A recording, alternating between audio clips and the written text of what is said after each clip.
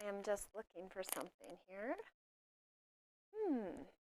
Welcome everyone, I'm Natalie of So Hungry Hippie, and today I'm going to do a demonstration. It won't take long, it's pretty quick.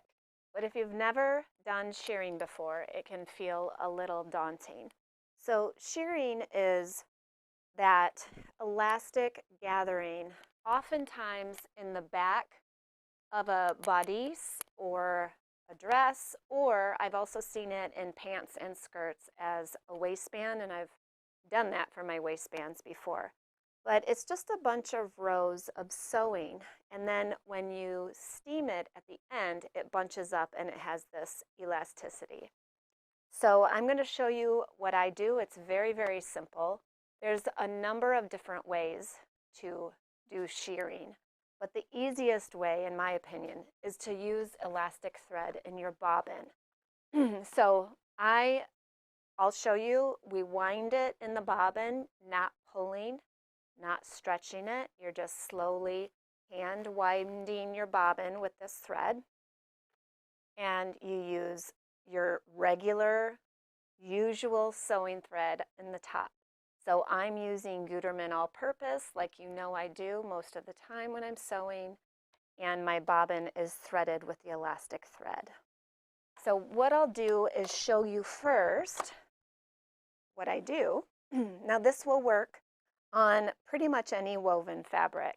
I will say the only time I've had to adjust tension is when I'm working with a super lightweight, like georgette or silk or something like that. But for shirting, cotton shirting, for quilting cotton, for lawns, I've been absolutely fine. For linens, I don't touch anything. I leave everything as per usual. Now you will want to take your stitch length up a little bit. So a lot of times when I'm sewing clothing, I'm using a 3mm stitch. A lot of people use 2.5, but I like a 3. So for shearing, I'm going to bump it up to 3.5, perhaps 4. Oh, thank you. I had some fun yesterday with my stylist, Maggie. She's super fun, and she's like, let's try teal just out of the blue. And I thought, yeah, why not? You only live once. So right now, I've got the elastic thread in my bobbin. I will take that out and show you how to hand wind that. Don't worry. I just want to show you the basic meat of this anyways first. So my stitch length is up at 4. This is a different machine. I'm using a machine I haven't used in a while just to show you like everything is fine. Gutermann in the top, elastic thread in the bottom. Nothing is different. I'm going to start sewing and then back up. So I'm doing a lock stitch. And then I'm just going to sew like normal. And I'm not pulling on the fabric. I'm not doing anything. The feed dogs are doing all the work. I'm going to come to the end of the row. There's a couple of different things you can do here. You can either do a back stitch and then pull it out and continue the second row as normal, or you can raise your needle, raise your foot, kind of pivot, pull a little bit out, and start again. And on this second row, you want to make sure that you're doing a lock stitch. Okay, and there we go on the second row. I'm just going to use my foot as a general guide for my seam allowance. That's usually what I do. This is a patchwork foot, so it'll be about 1/4 inch. It looks like it's going to be more like 1/2 inch apart, actually, and that's fine. Now this one, I'll stop, I'll take it out, just to show you both ways work. And you're not going to worry about how it doesn't look very gathered up yet. You can see a little gathering, but it's not how it's going to be towards the end. Just be patient, it's okay. I'm going to sew, I'm going to back it up, and then sew. Be careful not to pull your fabric.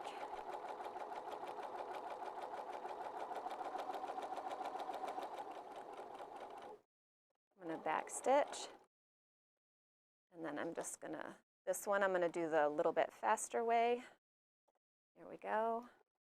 Back stitch, and another row. Now I've seen as little as 6 rows for shirring, and I've seen as much as 20 or 30 rows. It's really just whatever the pattern is telling you. So for instance, on this one, for the Triullium, she tells you exactly how many shirring rows to do on the back of the dress.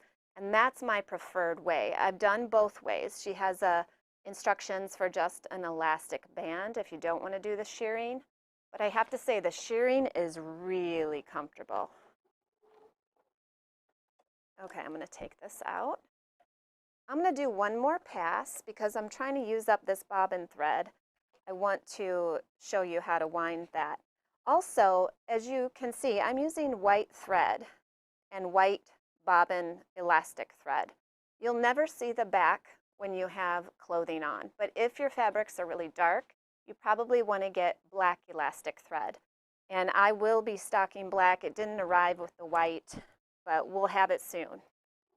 And then as far as your top thread, you just blend it. You know, I would put in orange if this were a piece that I was going to wear.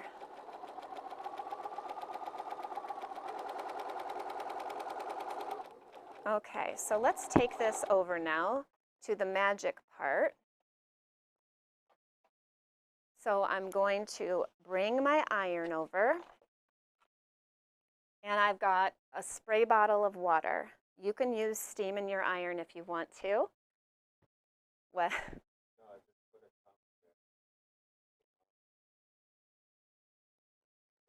Yeah, too fast.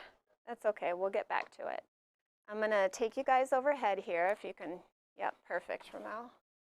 So this is my shirring. This is the elastic thread over here. I'm just gonna lay it on the ironing mat and spray it with water. Ooh. No, you don't need to zoom in. Oh, I wish this was on a mist. There it goes. I'm really soaking it here. So now you're gonna see it start to pull in. Take your iron on high heat and you're gonna press. Can you hear it?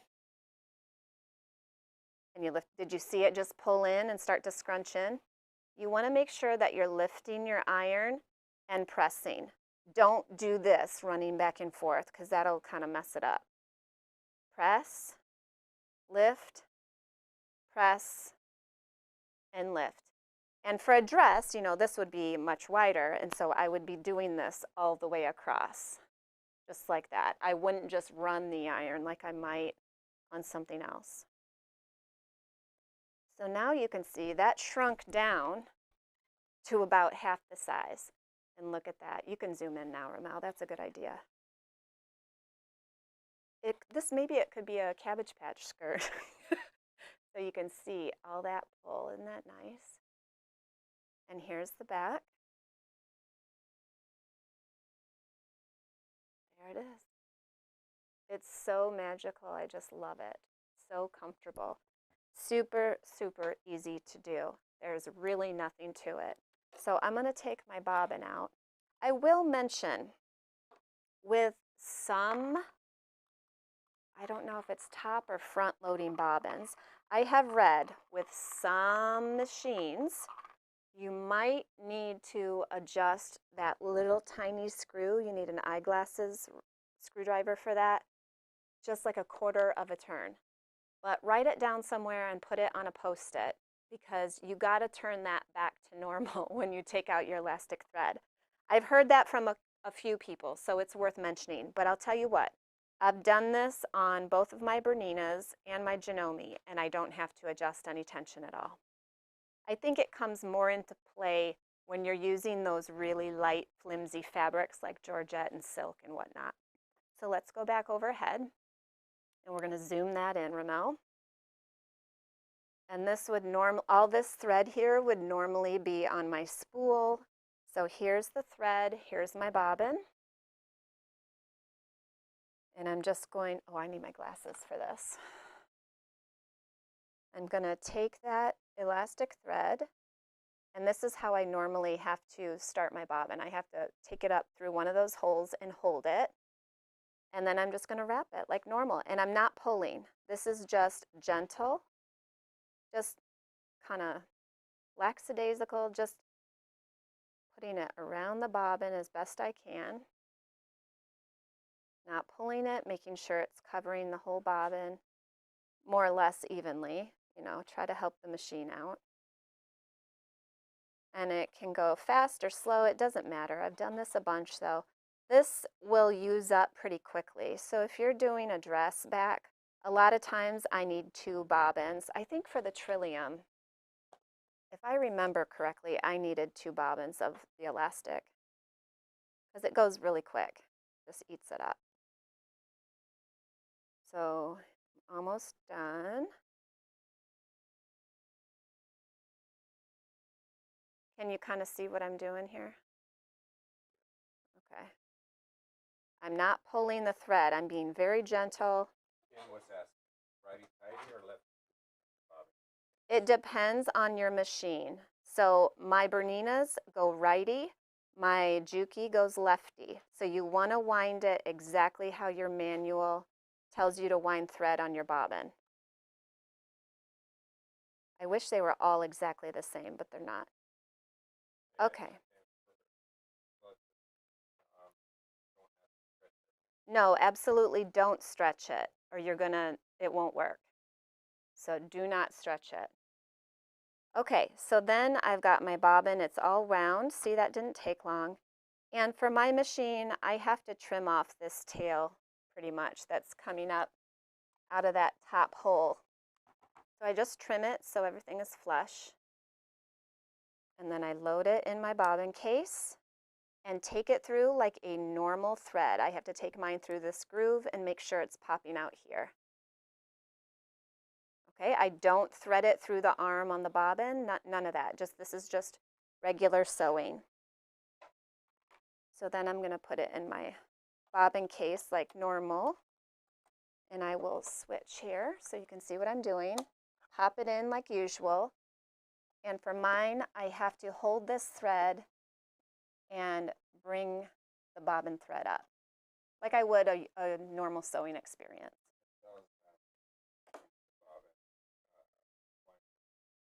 No, you don't want to use the bobbin winder. You have to do this by hand. You have to. Okay? Because the bobbin winder, it works on tension and it's pulling. So if you do that, you're going to lose the whole mechanism of the elastic thread in the bobbin. That's why I say I'm not pulling. I'm just very relaxed and doing that. Great question. How loose is the bobbin case when you drop it? I guess I don't know what that means. It's not loose. It's just normal.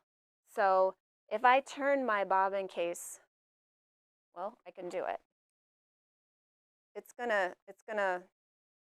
fell down about 1/4 of an inch. So the point is you don't want anything super tight. You don't want a lot of tension.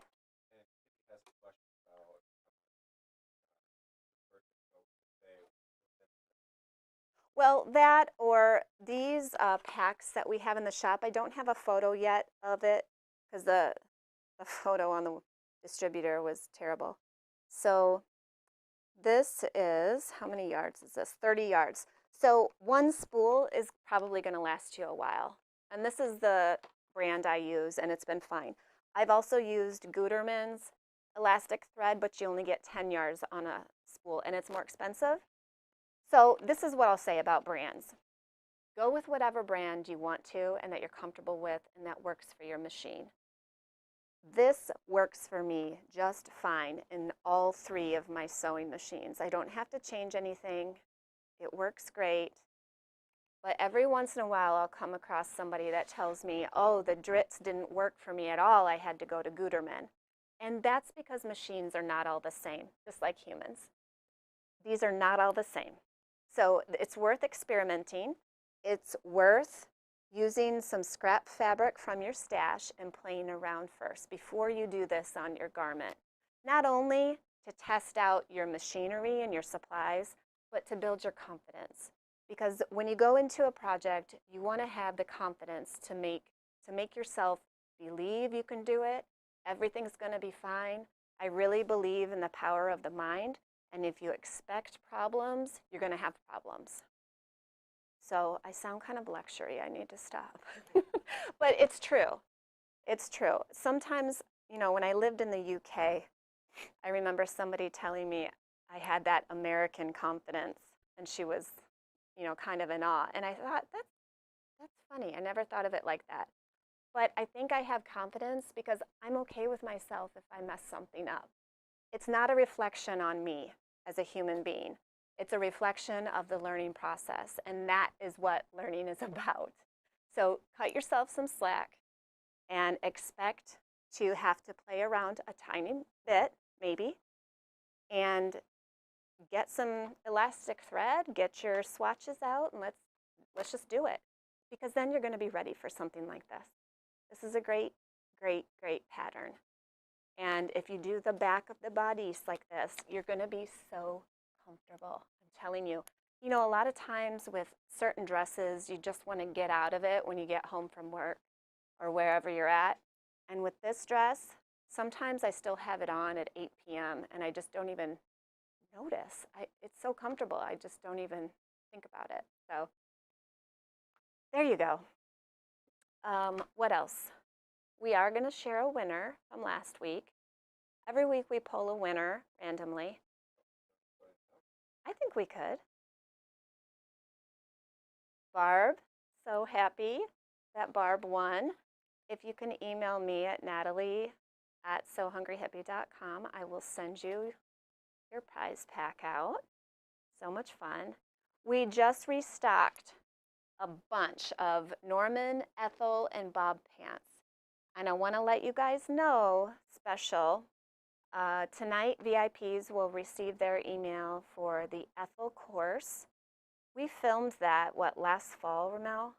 I look pretty rough because I remember it was after I was sick for about a week. And then I came right in, guns blazing, and filmed. Well, I wouldn't say rough. I mean, you look great. Oh, you're sweet. Well, I look a little tired, I guess, in the course, but I'm not. My heart wasn't tired. But the course is to walk you through sewing up the Ethel pants, which, as you know, is one of my favorite patterns of all time. I swear I have 20 pairs of Ethel. Actually, we should do a video of that, a montage. Don't you think? You love those pants. Will you hold the phone and while I zip in and out with all the different pairs I've made? How many have you made? I think 20. Wow. Yeah. It'll be fun. We'll have to do that. But the course is now live. And I don't remember how long it is. It doesn't matter because you can sit and sew with me. And if there's any part of it that you don't understand, you know where we're at, and we'll guide you through. I know you can make these pants. A big part of it is your confidence and your mindset.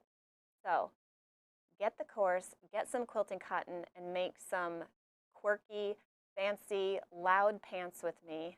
Mine are pink hexagons in the course. It's a Ruby Star fabric, and I love them. I wear them all the time, and I always get somebody saying, "Oh, I love your pants." In fact, I gave a pair of leopard ones to my hairstylist because she complimented me so hard, so much. When she saw me in them, I'm like, "These are yours. I'm giving them to you." She wears them. So that is live. Also, there will be an email this Sunday for everybody else with a bunch of new stuff that we've got in the shop. I won't talk about it now because I don't want to take up your time. Yeah, exactly, Gypsy. But it's going to be a good email, so open it up. All right? Thank you for being here. Hi, TC. Thank you for being here. I hope you have a great weekend. Please take some time for you, and I will see you next week.